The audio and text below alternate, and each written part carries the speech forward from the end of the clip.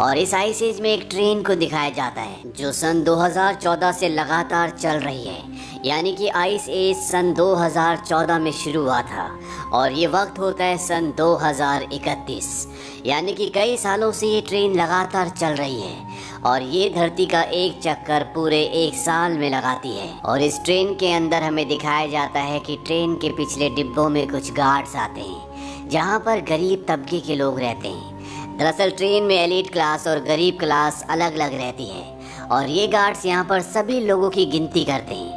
इन लोगों का जीवन यहाँ पर नर्क से भी बदतर है। इनके पास कोई फैसिलिटीज़ नहीं है और खाने में इन्हें एक काले रंग का बार दिया जाता है जिसे प्रोटीन बार कहा जाता है। गार्ड्स के जाने के बाद यहाँ पर दो लोगों को दिखाया जाता है। एक का नाम होता है कर्टिस और उसके साथ दूसरा आदमी जिसका नाम है एडगर। ये सभी के बार्स को चेक कर रहे होते हैं और तभी एक लेडी जिसका नाम तान्या होता है वो इन दोनों को इशारा करती है और वो कहती है कि जिस बार को तुम लोग ढूंढ रहे हो वो मेरे बेटे के पास है। उसके बेटे के पास वो बार होता है। हालांकि वो उन्हें देना नहीं चाहता लेकिन वो उसे बहला फुसला कर उससे बार ले लेते हैं और जब वो उस बार को चेक करते हैं तो उसके अंदर एक कैप्सूल होता है।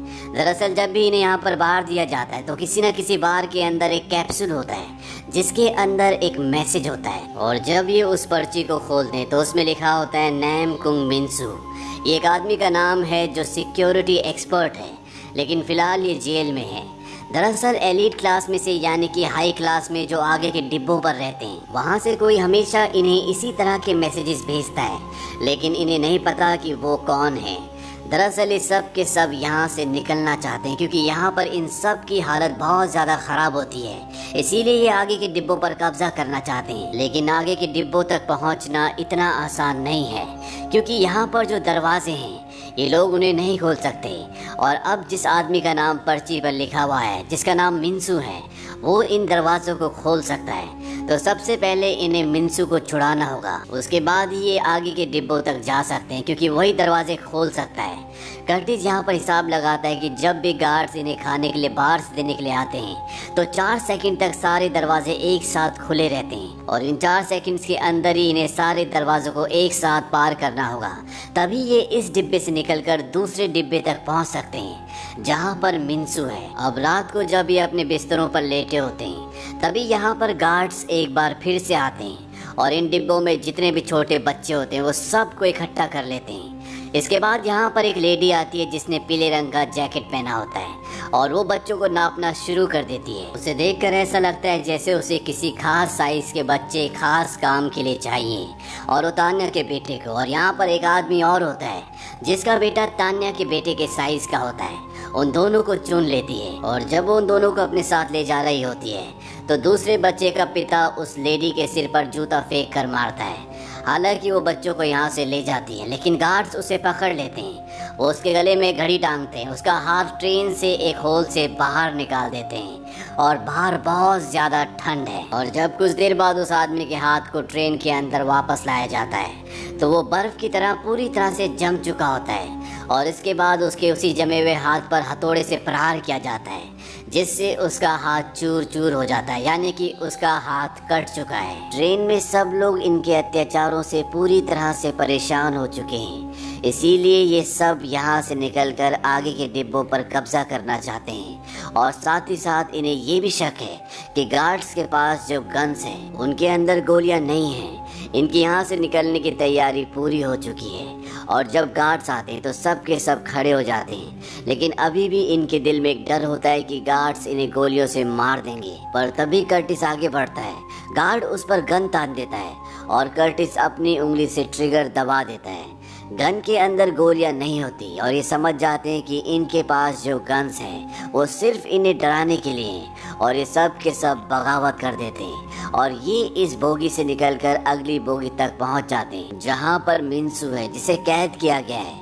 उसे एक लोहे के बक्से के अंदर डाला होता है। ये उस बक्से को बाहर निकालते हैं। मिनसू पूरी तरह से बेहोश होता है लेकिन कर्टिस के पास एक तरह की ड्रग्स होती है जिसे क्रोनोल कहा जाता है, जिसे आगे के डिब्बे वाले पैसेंजर्स बहुत ज़्यादा इस्तेमाल करते हैं। और जब वो इस ड्रग्स को मिनसू की नाक के आगे लगाते हैं और इसकी खुशबू उसके अंदर जाती है तो वो होश में आ जाता है।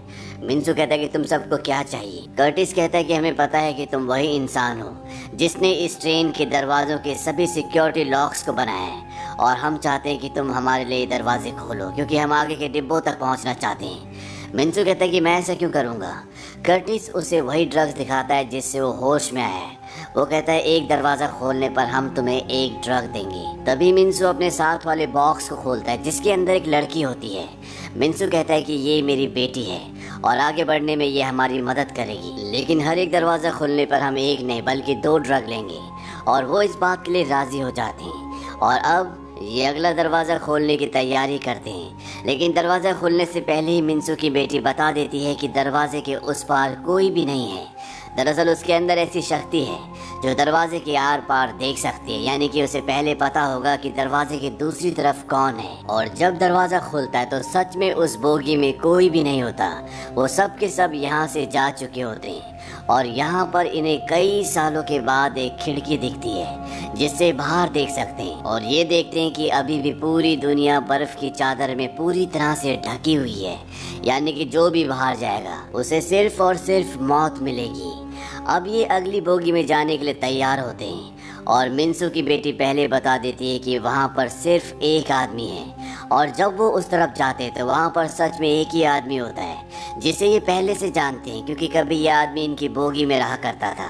दरअसल ये वो कंपार्टमेंट होता है जहाँ पर इनकी प्रोटीन बार्स बनाई जाती है और जब कर्टिस और एक आदमी उस मशीन को देखता है जिससे बार्स बाहर निकल रही होती है तो वो देखते हैं कि मशीन के अंदर बहुत सारे कीड़े कॉकरोचेस होते हैं, यानी कि इतने सालों से जिन बार्स को ये खा रहे हैं वो कीड़े मकोड़ों से बनाई जाती है। कर्टिस ये देखकर पूरी तरह से शॉक्ड हो जाता है और वो अपने साथ वाले आदमी को कहता है कि ये बात कभी भी किसी को मत बताना, क्योंकि वो जानता है कि अगर लोगों को ये बात पता चल गई तो हो सकता है कि बहुत सारे लोग इन बार्स को खाना बंद कर दें जिससे उनकी मौत हो जाएगी, क्योंकि यहाँ पर खाने के लिए इनके लिए इसके अलावा कोई भी चीज नहीं है। अब कर्टिस को यहाँ पर एक कैप्सूल भी दिखता है, वही कैप्सूल जिसके अंदर इन्हें मैसेजेस मिलते हैं जो इन्हें प्रोटीन बार के अंदर मिलती है और जो आदमी यहाँ पर प्रोटीन बार्स बना रहा होता है। कर्टिस कहता है तो तुम वो इंसान हो जो इतने सालों से मैं बार्स के अंदर मैसेजेस भेज रहा है। वो कहता है कि नहीं, ये कैप्सूल्स मुझे यहाँ पर मिल जाती है, मैं तो सिर्फ इन्हें बार के अंदर डाल देता हूँ। और जब वो कैप्सूल को खोलता है तो उसके अंदर एक मैसेज होता है जिसमें लिखा होता है वाटर। वो आदमी ने बताता है कि यहाँ से कुछ बोगीज आगे वो सेक्शन है जहाँ पर पानी बनाया जाता है। कर्टिस कहता है कि अगर हम पानी पर कब्जा कर लें तो इन लोगों को हमारी बातों को मानना होगा और इसीलिए अब इस सब के सब पानी पर अपना कब्जा पाना चाहते हैं। और अब मिंसू अगला दरवाज़ा खोलने की कोशिश कर रहा होता है। वहीं कर्टिस मिंसू की बेटी से पूछता है क्या तुम दिव्य दृष्टा हो। वो कहती है कि ये क्या होता है। कर्टिस उसे कहता है कि दरवाज़ा खोलने से पहले तुम्हें पता चल जाता है कि दरवाजे की दूसरी तरफ क्या है। और वो एक बार फिर से दरवाजे के सामने खड़ी हो जाती है और तभी वो कहती है कि दरवाज़ा मत खोलना। लेकिन अब दरवाज़ा खुल चुका होता है और ये देखते हैं कि इनके सामने बहुत सारे नकाबपोश हैं जिनके हाथों में हथियार हैं और इन दोनों ग्रुप्स के बीच में लड़ाई होना शुरू हो जाती है। यहाँ पर बहुत कत्लेआम होता है, कई लोगों की जानें चली जाती है। अब यहाँ पर विलफोर्ड की असिस्टेंट आती है और वो इन्हें कहती है कि आज से 17 साल पहले विलफोर्ड ने तुम्हें इस ट्रेन में जगह दी और आज तुम उसके खिलाफ बगावत कर रहे हो, तुम पानी पर कब्जा करना चाहते हो। तुम्हें ऐसा सोचना भी नहीं चाहिए बल्कि विलफोर्ड का हमेशा शुक्रगुजार रहना चाहिए। विलफोर्ड दरअसल वो इंसान है जिसने इस ट्रेन को बनाया है, जो इस ट्रेन का हेड है, जो इसका कर्ता धर्ता है। इसके बाद वो लेडी कहती है कि अब तुम में से 74% लोग मारे जाएंगे और यहाँ पर उनके जितने भी आदमी होते हैं वो सब के सब नाइट विजन ग्लासेस पहन लेते हैं और तभी ट्रेन एक टनल के अंदर से गुजरती है और यहाँ पर इतना अंधेरा होता है कि जिन्होंने नाइट विजन ग्लासेस पहने होते हैं सिर्फ उन्हें दिख रहा होता है। और अब पिछले कंपार्टमेंट से आए हुए लोगों को ये बुरी तरह से मारना शुरू कर देते हैं। पर तभी कर्टिस को याद आता है कि एक बच्चे के पास माचिस है और वो जोर से चिल्लाकर कहता है कि हमें आग की जरूरत है। और इसके बाद वो बच्चा मशाल जलाकर इनकी तरफ बढ़ता है और ये कई सारी मशाले जला लेते हैं।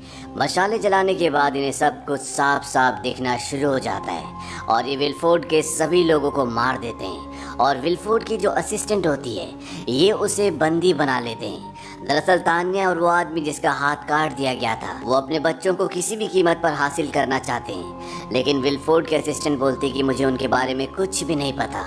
विलफोर्ड को बच्चे बहुत पसंद है और उसी को पता है कि बच्चे कहाँ पर हैं। कर्टिस कहता है तो विलफोर्ड को बुलाओ। वो लेडी कहती है कि नहीं, विलफोर्ड इंजन छोड़कर कभी भी नहीं आता, वो हमेशा वहीं पर रहता है। कर्टिस कहता है कि अगर मैं यहाँ से पानी की सप्लाई बंद कर दूँ तब विलफोर्ड को यहाँ पर आना होगा, क्योंकि अब ये लोग उस बोगी में होते हैं जहाँ पर पानी है। विलफोर्ड के असिस्टेंट कहते हैं कि तुम्हें क्या लगता है कि पानी यहाँ पर बनता है? पानी इंजन के फ्रंट में बनता है। जिस तरह से हाथी अपने सूंड से पानी पीता है, उसी तरह इस इंजन के फ्रंट पर पानी बनता है और उसके बाद सारा पानी सप्लाई पूरी ट्रेन में होता है। और तुम पानी को कभी नहीं काटोगे, क्योंकि विलफोर्ड तुम्हें अच्छी तरह से जानता है। वो बहुत वक्त से तुम पर नजर रखे हुए और वो जानता है कि तुम कभी भी अपने लोगों को सफर नहीं करने दोगे। लेकिन मैं तुम्हें इस ट्रेन के इंजन तक यानी कि फ्रंट तक ले जा सकती हूँ। मैं इस ट्रेन को अच्छी तरह से जानती हूँ, लेकिन बदले में तुम्हें मुझे जिंदा छोड़ना होगा। और एक बार तुम फ्रंट पर पहुँच जाओ, उसके बाद तुम विलफोर्ड को मार सकते हो। और इसके बाद ये कुछ लोग यहाँ से विलफोर्ड के असिस्टेंट के साथ आगे बढ़ना शुरू करते हैं। बाकी के लोग पीछे ही रुक जाते हैं और जैसे जैसे ये आगे बढ़ते हैं तो ये देखते हैं कि एक बोगी में पूरी तरह से हरियाली होती है। यहाँ पर सब्जियाँ फल उगाई जा रही होती है। दूसरी बोगी में पूरा एक बहुत बड़ा एक्वेरियम होता है जिसके अंदर बहुत बड़ी बड़ी मछलियाँ होती है। और यहाँ से आगे जाने के बाद ये एक बार के पास पहुँचते हैं जहाँ पर ये लोग 17 साल बाद पहली बार असली खाना खाते हैं। और जब विलफोर्ड के असिस्टेंट भी असली खाना खा रही होती है तो कर्टिस बोलता है कि तुम ये नहीं खाओगी, बल्कि तुम वो खाओगी जो हम इतने सालों से खा रहे हैं। और वो उसे कीड़ों से बना हुआ वो प्रोटीन बार देता है जिससे वो इतने सालों से खा रहे हैं। और विलफोर्ड के असिस्टेंट को ना चाहते हुए भी वो खाना पड़ता है। यहाँ से आगे बढ़ने के बाद एक बोगी में इन्हें स्कूल दिखता है जहाँ पर बहुत सारे छोटे छोटे बच्चे होते हैं। और वहाँ पर तान्या और वो आदमी जिसका हाथ काट दिया गया था उन सब बच्चों को अपने बच्चों की फोटो दिखाते हैं और उनसे पूछते क्या तुमने इन बच्चों को कहीं देखा? तभी एक बच्चा बोलता है कि मैंने देखा था कि इन बच्चों को यहाँ से आगे की तरफ ले गए थे। और अब यहाँ पर एक आदमी आता है जिसकी ट्रॉली में बहुत सारे अंडे होते हैं। वो अंडों को सबको बांटना शुरू करता है। एक अंडा वो कर्टिस को भी देता है। कर्टिस देखता है कि उस अंडे के अंदर उसी तरह का कैप्सूल है जैसे उन्हें एनर्जी बार के अंदर मिलता था। और जब वो उस कैप्सूल के अंदर से पर्ची निकालता है तो उसमें लिखा होता है ब्लड। और तभी ट्रॉली वाला ट्रॉली के अंदर से गन निकालता है और उन पर हमला करना शुरू कर देता है। यहाँ पर जो टीचर होती है वो भी इनके ऊपर हमला करती है, लेकिन ये सबको मार देते हैं। और यहाँ पर जो विलफोर्ड की असिस्टेंट होती है कर्टिस उसे भी गोली मार देता है। और इसके बाद ये यहाँ से आगे इंजन की तरफ बढ़ना शुरू कर देते हैं और ये देखते हैं जहाँ ये ट्रेन के पिछले हिस्से में कीड़े मकोड़ों की ज़िंदगी जी रहे हैं, वहीं यहाँ पर लोग बहुत ही लग्जरी लाइफ जी रहे हैं। उनके पास ऐश और आराम की सारी सुविधाएं हैं। और एक बार फिर से विलफोर्ड के लोग इनके ऊपर हमला कर देते हैं। हालांकि इस हमले में ये विलफोर्ड के सभी लोगों को मार देते हैं, लेकिन इनके भी लगभग सभी लोग मर जाते हैं। तान्या मरने से पहले कर्टिस को कहती है कि मुझसे वादा करो तुम मेरे बेटे को ढूंढोगे। कर्टिस कहता है कि मैं वादा करता हूँ और तान्या की भी मृत्यु हो जाती है। और अब कर्टिस, मिन्सू और मिन्सू की बेटी ये तीनों की तीनों इंजन की तरफ बढ़ना शुरू करते हैं और ये इंजन के दरवाजे तक पहुँच जाते हैं। पहली बार पिछले डिब्बों से कोई यहाँ तक पहुँचा है। इंजन के दरवाजे को देखकर कर्टिस पूरी तरह से बौखला जाता है। वो उस पर हाथ पैर मारना शुरू कर देता है क्योंकि वो किसी भी तरह से इस दरवाजे को खोलना चाहता है। मिन्सू उसे ऐसा करने से रोकता है और इन दोनों के बीच में हाथापाई हो जाती है। लेकिन जल्द ही ये दोनों शांत हो जाते हैं और एक दूसरे के सामने बैठे होते हैं। और तभी मिन्सू कर्टिस को सिगरेट देता है। वो कहता है मैंने सिगरेट बहुत खास मौके के लिए बचाई थी, ये इस दुनिया की आखिरी सिगरेट है। और कर्टिस उस सिगरेट को पीता है। कर्टिस मिन्सू को बताता है कि आज से 17 साल पहले जब हमें इस ट्रेन में लाया गया था तो हम एक ही बोगी में 1000 लोग थे और हमारे पास खाने के लिए कुछ भी नहीं था। धीरे धीरे लोगों ने एक दूसरे को खाना शुरू कर दिया। सबसे पहले कमज़ोर लोगों को मारा गया और इसके बाद बच्चों को।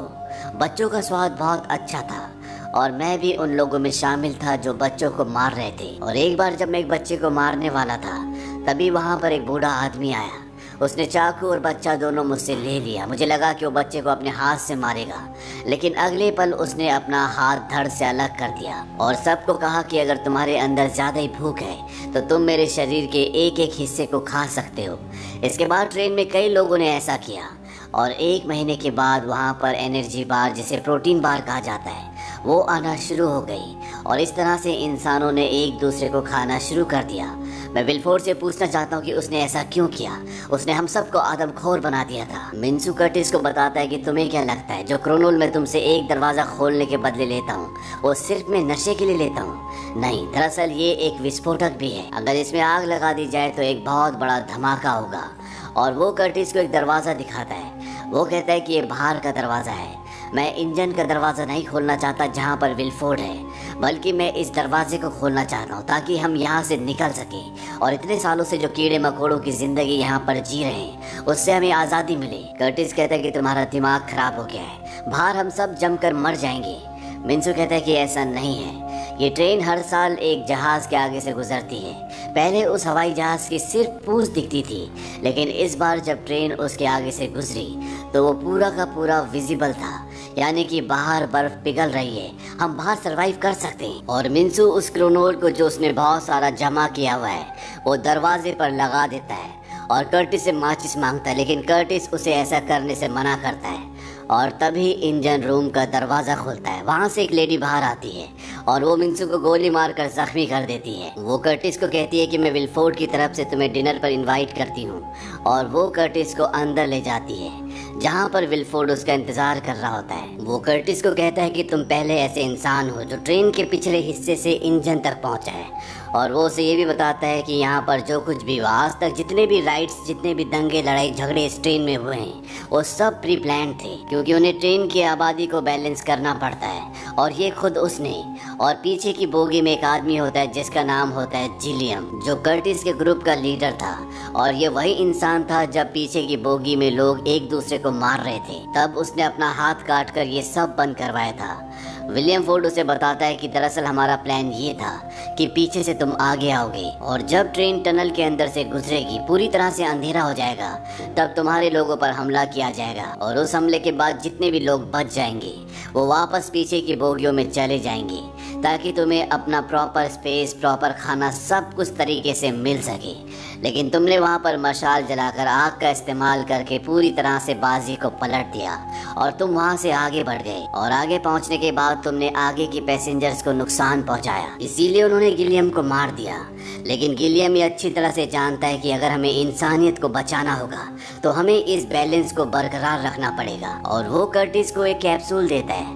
वो कहता है ये तुम्हारे लिए। कर्टिस उस कैप्सूल को खोलकर अंदर से पर्ची निकालता है, उस पर लिखा होता है ट्रेन, और यहाँ पर कर्टिस समझ जाता है कि आज तक उसे जितनी भी कैप्सूल्स मिली थी वो सब की सब उस तक विलफोर्ड ने पहुँचाई थी। विलफोर्ड उसे कहता है कि मैं बूढ़ा हो रहा हूँ और अब किसी न किसी को इस इंजन की जिम्मेदारी अपने कंधों पर लेनी होगी, और मैं चाहता हूँ कि ये जिम्मेदारी तुम अपने कंधों पर लो, तुम इसके इंचार्ज बन जाओ। और जिलियम भी यही चाहता था। वहीं बाहर ये दिखाया जाता है कि मिन्सू और उसकी बेटी पर जो फर्स्ट क्लास के पैसेंजर्स होते हैं वो हमला करना शुरू कर देते हैं, लेकिन तभी ये इंजन रूम का दरवाज़ा खोल देते हैं जहाँ पर कर्टिस है। मिन्सू की बेटी कर्टिस के पास आती है और वो उससे माचिस मांगती है क्योंकि ये यहाँ पर ब्लास्ट करके दरवाज़ा खोलकर बाहर जाना चाहते हैं, लेकिन कर्टिस उसे रोकता है। और तभी मिन्सू की बेटी नीचे से एक ढक्कन खोलने की कोशिश करती है। कर्टिस उसकी मदद करता है और जब वो ढक्कन खोलता है तो वो देखता है कि वहाँ इंजन के अंदर तान्या का बेटा बैठा होता है जो वहाँ पर कुछ काम कर रहा होता है। ये देखकर वो पूरी तरह से हैरान हो जाता है। विलफोर्ड कहता है कि वहाँ पर बड़े लोगों की जाने की जगह नहीं है, हम खुशकिस्मत है कि हमारे पास छोटे बच्चे हैं जो हम ट्रेन के पीछे के हिस्सों से यहाँ पर ले आते हैं, और जब भी इंजन में कोई खराबी आती है तो हम उनसे इसी तरह से रिपेयर करवाते हैं। ये देखकर कर्टिस को बहुत गुस्सा आता है क्योंकि बच्चों के साथ वो ऐसा होते हुए नहीं देख सकता, और वो विलफोर्ड को एक पंच मारता है। और इसके बाद जहाँ पर वो छोटा बच्चा होता है वो वहाँ पर अपना हाथ डालकर इंजन को रोक देता है और उस बच्चे को ऊपर खींचने की कोशिश करता है। साथ ही साथ वो मिन्सू की बेटी को माचिस भी दे देता है ताकि वो बाहर ब्लास्ट कर सकें। वो बाहर उस विस्फोटक पर क्रोनोल पर आग लगाकर अंदर आ जाते हैं। यहाँ पर कर्टिस उस बच्चे को निकाल लेता है, लेकिन इसमें उसको अपना हाथ गंवाना पड़ता है, और इससे पहले कि विस्फोटक फटता मिन्सू और कर्टिस बच्चे को और मिन्सू की बेटी को अपने बीच में सुरक्षित कर लेते हैं। और तभी यहाँ पर एक जोरदार धमाका होता है, और इस धमाके से बाहर ये दिखाया जाता है कि ऊपर पहाड़ों से बहुत ज़्यादा बर्फ़ गिरना शुरू हो जाती है, और वो सारी बर्फ़ इनकी ट्रेन से टकराती है जिससे इनकी ट्रेन पूरी तरह से ट्रैक से उतरकर बर्फ़ में एक जगह आकर रुक जाती है। 17 सालों के बाद पहली बार ये ट्रेन रुकी है। इसमें कई लोगों की जान चली जाती है और साथ ही साथ कर्टिस ने और मिन्सू ने अपनी जान देकर मिन्सू की बेटी और तान्या के बेटे की जान बचा ली। ये दोनों ट्रेन से बाहर निकलते हैं और तभी दूर पहाड़ी पर इन्हें एक पोलर बेयर दिखता है, यानी कि बाहर जीवन दोबारा शुरू हो चुका है। बर्फ पिघलना शुरू हो गई है, यानी कि अब इंसान बाहर के वातावरण में भी जिंदा रह सकते हैं। और इसी के साथ ये कहानी, ये फिल्म यहीं पर खत्म हो जाती है।